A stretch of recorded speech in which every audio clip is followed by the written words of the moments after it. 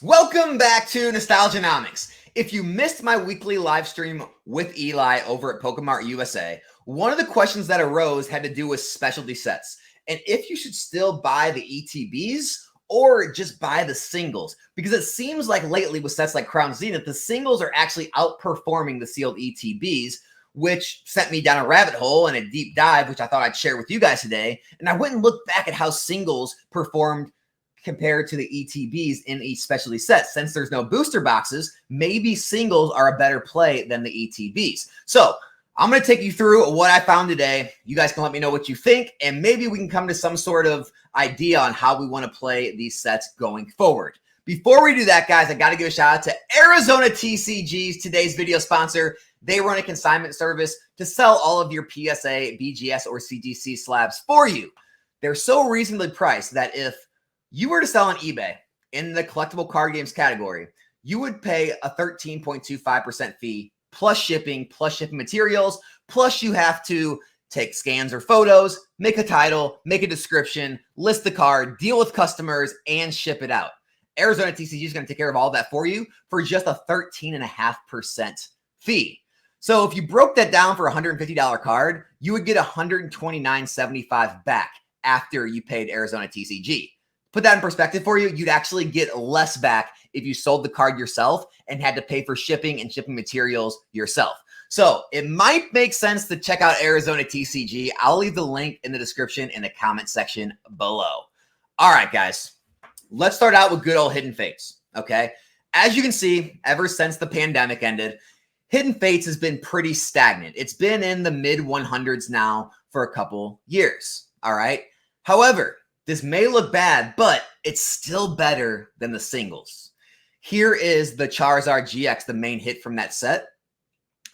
Here is the, spikes it saw during the pandemic. Ever since then, it has been trending down, down, down, and down, even for a Charizard. So if we go back to look at the end of the pandemic and kind of the lows it saw, I mean, it saw lows in like the, $700 range at the end of 10, but now it's down in the 500s. And so the card does continue to drop, even though the ETB remains stable, and it's actually seeing some rises lately. We're actually seeing it jump into the 180s again, which is nice to see. So Hidden Fates, the winner is still the ETB, even though it's not a great investment. It's still outperforming the single. Okay, looking at Champion's Path, right? Champion's Path has remained very stable in that $100 range, even after the pandemic. However, the main hit from that set, the Charizard V, has saw the same decline that the Charizard from Hidden Fates did. It's remained down, down, down, and down. And so in this case, again, it would have made more sense to invest in the ETBs. Even though, again, it's not the best investment, it held its value better than the single. We can look at Shining Fates. Shining Fates, again, not a great investment, but it has held pretty stable in the 40s for a good time now, when the Charizard VMAX has done nothing but fall farther and farther and farther, and it's at some of its lowest levels it's been. And so again, the ETB beats the Charizard. When we move into Celebrations, same thing. The ETBs has some ups and downs. It's remained pretty stable in the 70s and 80s, though, without seeing much price depreciation.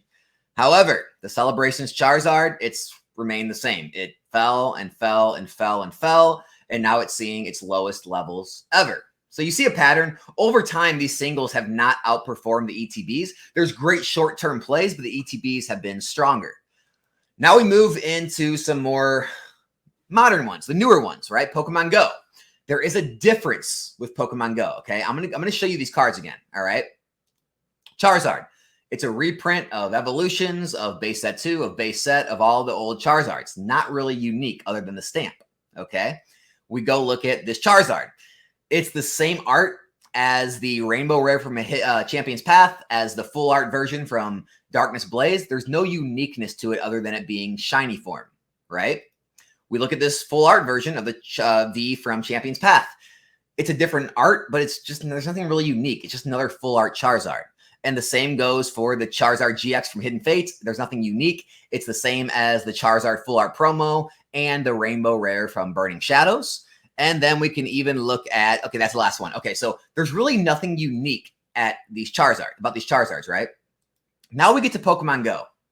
Now we have an alt art where the alt art has some uniqueness to it. And that's why it is seeing some spikes. Now, before that, I want to stress it was headed down the same way the other singles were. And the ETB had remained pretty steady. It had some dips and up. But overall, for the course of the year, the ETB had been a lot more steady than the card, other than recently where you saw an uptick. So before that, the ETB was actually outperforming it. But the alt arts have had an uptick. And so could this be a thing in the future? We don't know. Crown Zenith, same exact thing. For the year, it was down after the reprint, but it had been pretty steady in the 40s. Before that, the Garatina had been down and remained steady, right? So it had been performing relatively the same as the ETB until right now. The same goes for the Arceus. The same goes for the Mewtwo. The same goes for the Dialga. The same goes for the Palkia. It wasn't until this recent run-up that they all started outperforming the ETB greatly. Up until then, they'd been pretty similar to the ETB.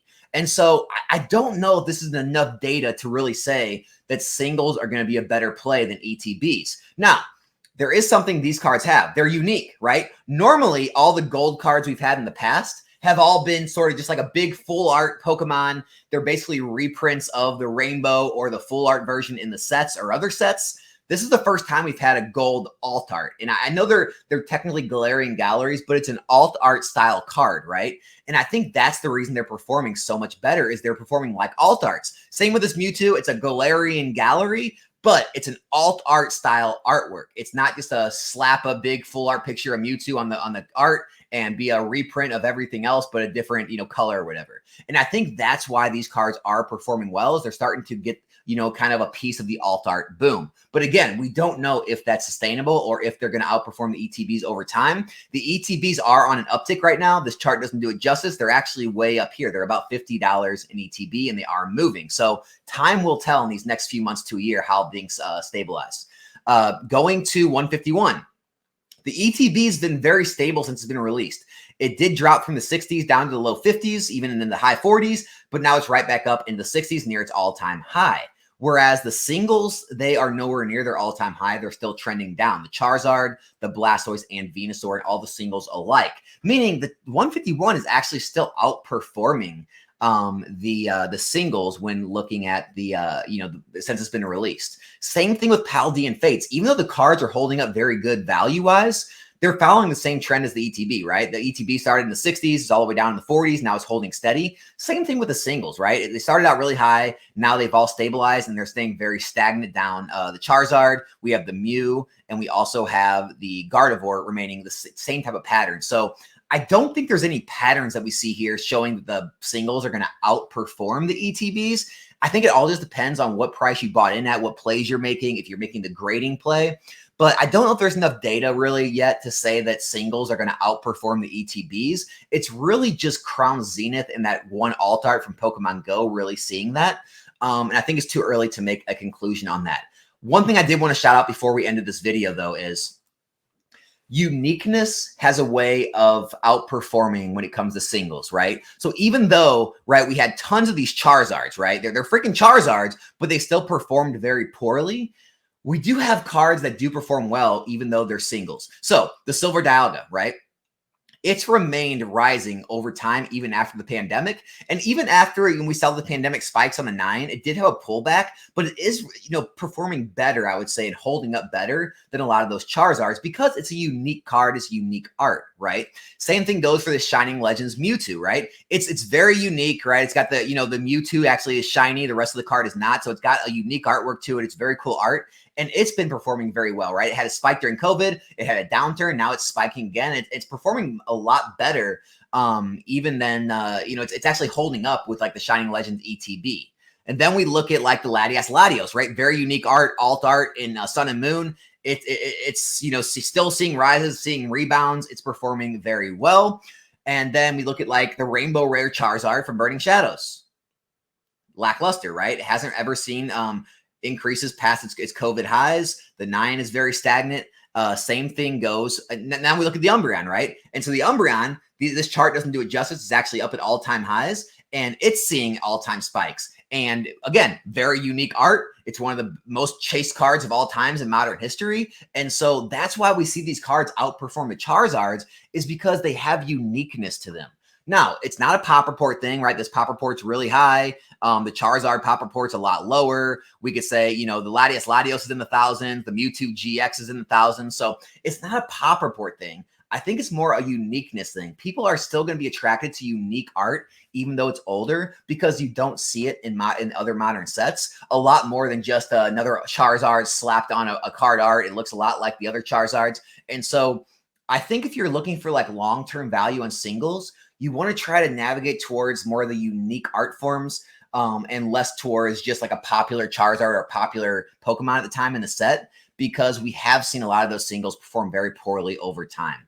So guys, in conclusion, there's not really a main conclusion right now. I still think the ETBs have held more stable over time. You're going to, as I've always said, you're going to see higher spikes, higher highs, higher lows when it comes to singles. So you can definitely make plays, but you can also get caught when you're moving into the singles market too. So be careful there. Don't make any conclusions based off what's happening with the Mewtwo V and the Crown Zenith cards right now. I think it's too early to tell how things are going to play out, but it's definitely something to be aware of. You can definitely start placing some bets and making some gambles on the 151 or Paldean Fates. But again, just too early to tell. Hope the video helped. Want to do a deep dive on that question to answer it for anyone that asked that and was wondering. And yep, we're going to keep navigating this market the best way we know how. And I hope these videos continue to help you. My name's Alex. This is Nostalgianomics. Be back here in a new one soon. I'm out.